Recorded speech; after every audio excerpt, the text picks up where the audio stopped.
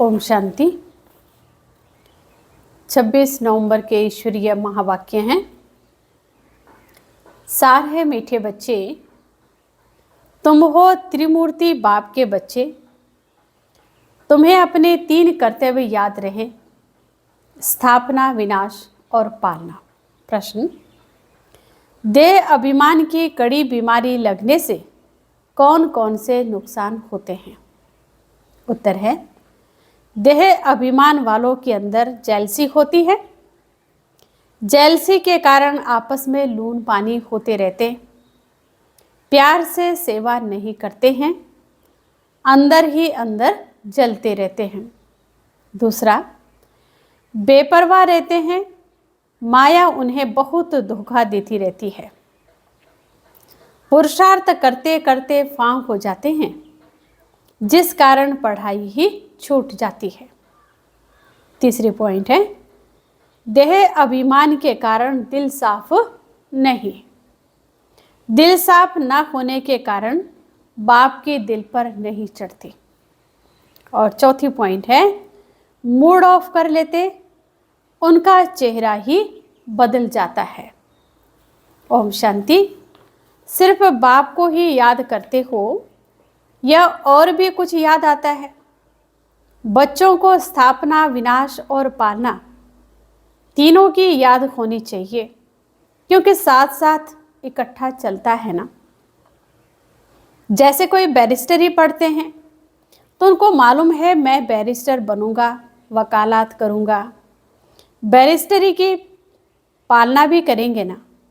जो भी पढ़ेगा उनकी एम तो आगे रहेगी।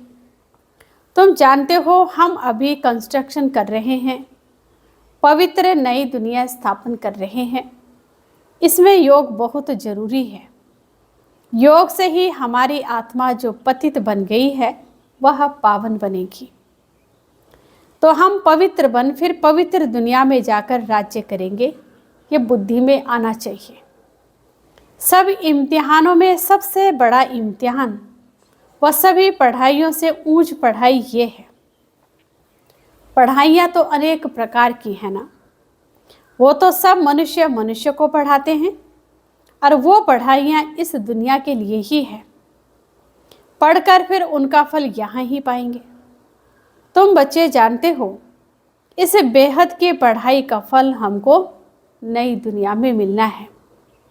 वह नई दुनिया कोई दूर नहीं, अभी संगम युग है। नई दुनिया में ही हमको राज्य करना है। यहाँ बैठे हो तो भी बुद्धि में यह याद करना है, बाप की याद से आत्मा पवित्र बनेगी। फिर ये भी याद रखना है कि हम पवित्र बनेंगे, फिर इस इम्प्योर दुनिया का विनाश भी जरूर होगा। सभी तो पवित्र नहीं बनेंगे। तुम बहुत थोड़े हो जिनमें ताकत है। तुम्हारे में भी नंबरवार ताकत अनुसार ही सूर्यवंशी, चंद्रवंशी बनते हैं। ताकत तो हर बात में चाहिए। ये है ईश्वरीय माइट। इनको योग बल की माइट कहा जाता है। बाकी सब है जिस्मानी माइट, ये है रूहानी माइट।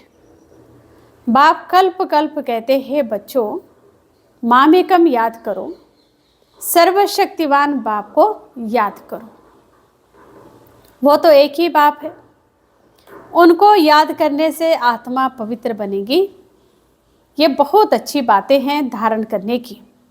जिनको ये निश्चय ही नहीं है कि हमने 84 जन्म लिए हैं, उनकी बुद्धि में ये बातें बैठेंगी नहीं। जो सतो प्रधान दुनिया में आए थे वही अब तमो प्रधानता में आए हैं। वही आकर जल्दी निश्चय बुद्धि बनेंगे। अगर कुछ भी नहीं समझते हैं तो पूछना चाहिए। पूरी रीति समझें तो बाप को याद करें, समझेंगे नहीं तो याद भी नहीं कर सकेंगे। ये तो सीधी बात है। हम आत्माएं जो सतो प्रधान थी वही फिर तमो प्रधान बनी है। जिनको ये संशय होगा कि कैसे समझे हम 84 जन्म लेते हैं, वह बाप से कल्प पहले भी वर्षा लिया है। वो तो पढ़ाई में पूरा ध्यान ही नहीं देंगे। समझा जाता है इनकी तकदीर में नहीं है। कल्प पहले भी नहीं समझा था, इसलिए याद कर नहीं सकेंगे। यह है ये भविष्य के लिए पढ़ाई। नहीं पढ़ते हैं तो समझा जाता है कल्प कल्प नहीं पढ़ते थे अथवा थोड़े मार्क्स से पास हुए थे। स्कूल में बहुत फेल होते हैं, पास भी नंबरवार होते हैं। ये भी पढ़ाई है। इसमें नंबरवार पास होंगे जो होशियार हैं, वो तो पढ़कर फिर पढ़ाते रहेंगे। बाबा कहते मैं तुम बच्चों का सर्वेंट हूँ। बच्चे भी कहते हम भी सर्वेंट हैं।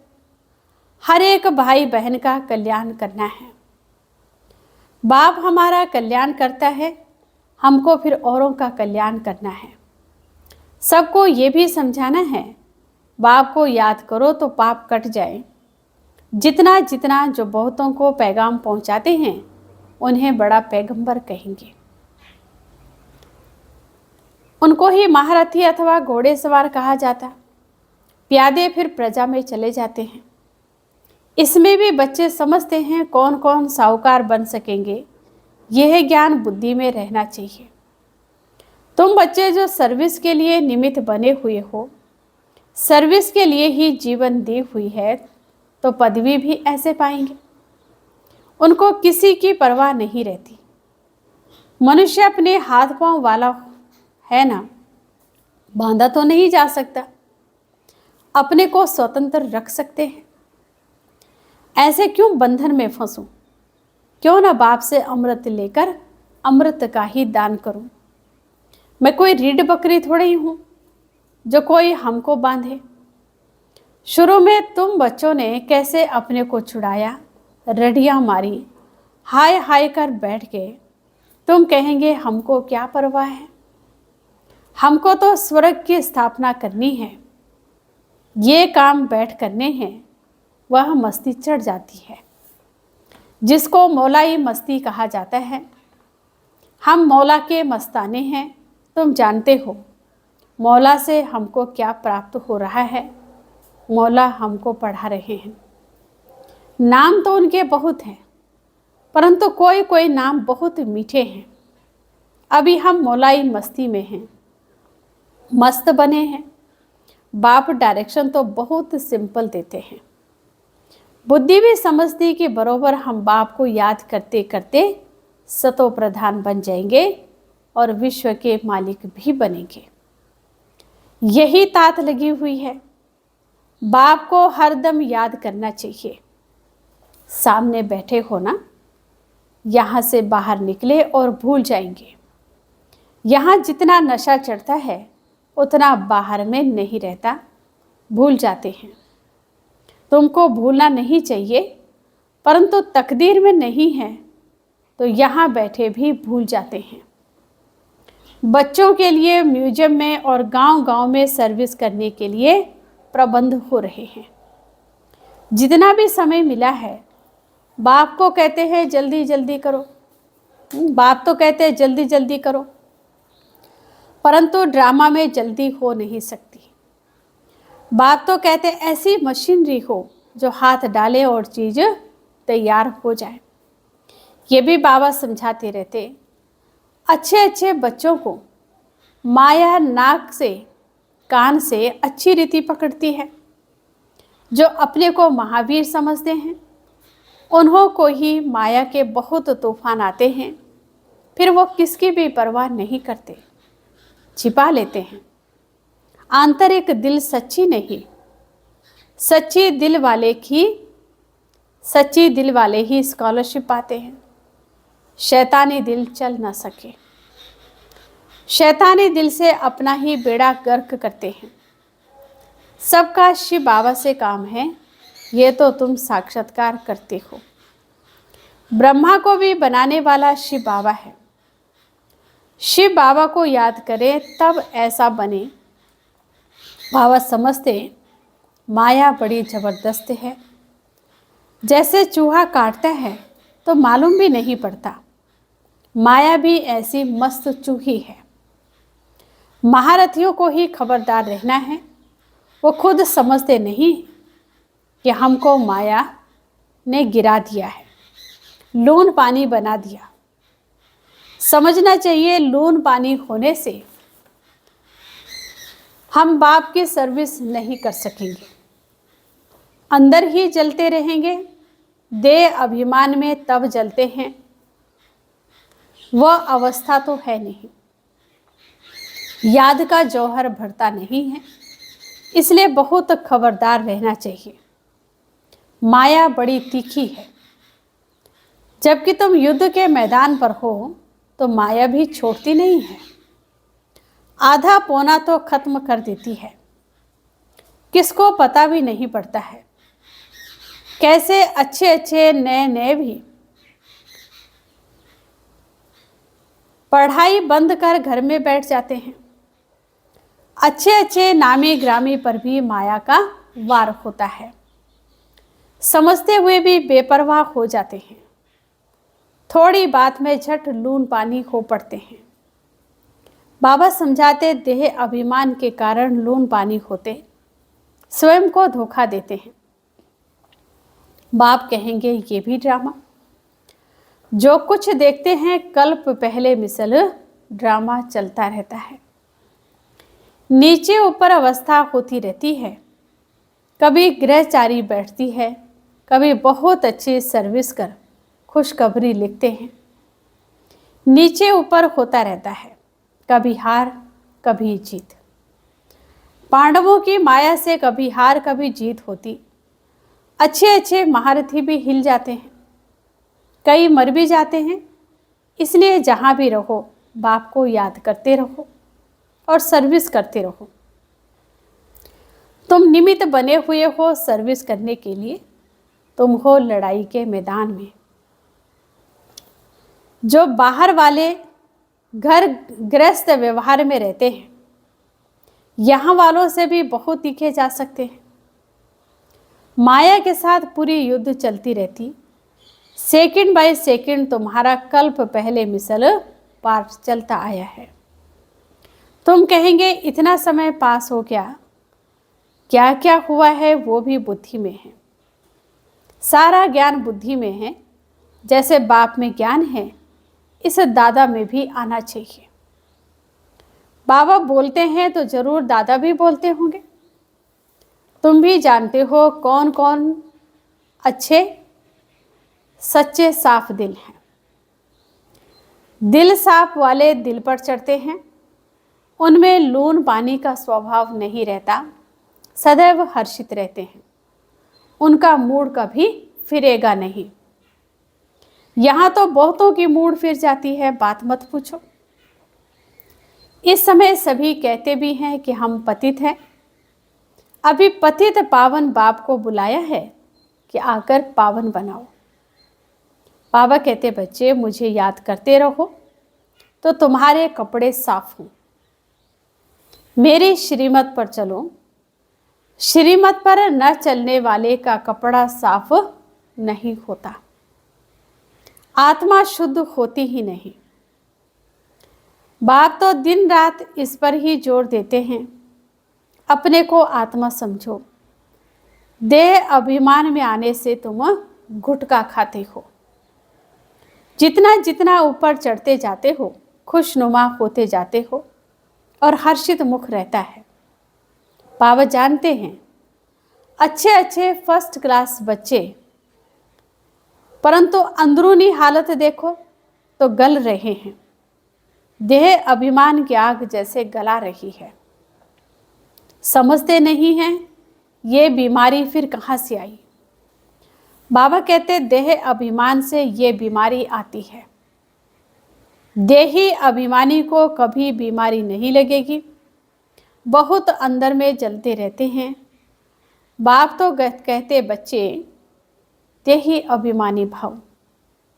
पूछते हैं, ये रोग क्यों लगा है। बाबा कहते, ये देह अभिमान की बीमारी ऐसी है, बात मत पूछो।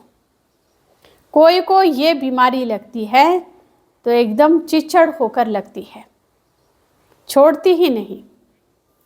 श्रीमत पर चल अपने देह अभिमान में चलते हैं तो चोट बड़े जोर की लगती है। बाबा के पास तो सब समाचार आते हैं। माया कैसे एकदम नाक से पकड़ गिरा देती है, बुद्धि बिल्कुल मार डालती है। संशय बुद्धि बन पड़ते, भगवान को बुलाते हैं कि आकर हमको पत्थर बुद्धि से पारस बुद्धि बनाओ। फिर उनके भी विरुद्ध हो जाते हैं तो क्या गति होगी, एकदम गिरकर पत्थर बुद्धि बन जाते हैं। बच्चों को यहाँ बैठे ये खुशी रहनी चाहिए, student life is the best, यह है। बाबा कहते इनसे और कोई पढ़ाई ऊंच है क्या। दी बेस्ट तो ये है 21 जन्मों का फल देती है।